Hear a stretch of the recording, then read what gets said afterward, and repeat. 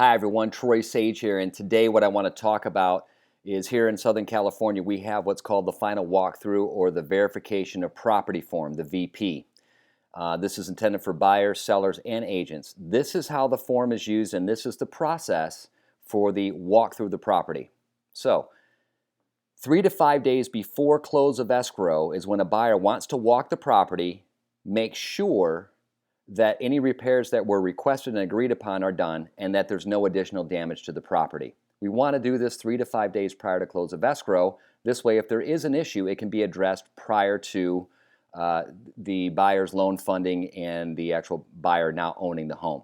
So in most cases, or I should say in some cases, let's say we have a 30-day close of escrow, this is going to be done around day 25 to day 27. Buyer walks into the property, checks it all out, everything's fine. The form you just write in satisfactory condition, sign the form, seller signs the form, we're all done. In a situation where you have a seller, because our market has changed, we have sellers that are selling a home to move up into another property. They may be staying in the property for 3, 5 days, a couple weeks, 3 weeks, whatever it may be, after the close of escrow. Here's how this is handled, the exact same way.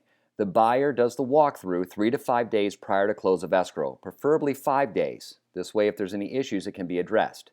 If there are any issues, we write on the verification form the issues that need to be addressed. The buyer signs it, it gets sent off to the seller signs it, and that puts them on notice that we're not very happy with what's going on, and in order to close this escrow, we need these addressed. There doesn't have to be just one walkthrough of the property.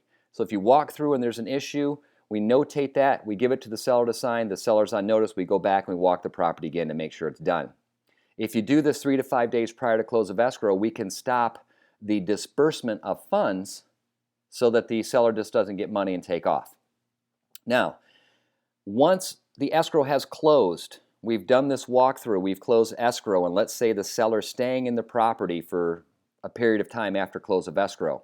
If there are any damages, that now becomes a civil case. The buyer, which would be now the new owner, would have to take the old owner to small claims court and prove damages and sue them for the damages.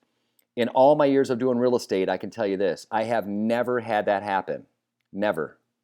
So, most cases, and at least in my case, I can say 100% of the time, the sellers are happy to have gotten their money. They want to keep the home in good shape. They don't want to get sued.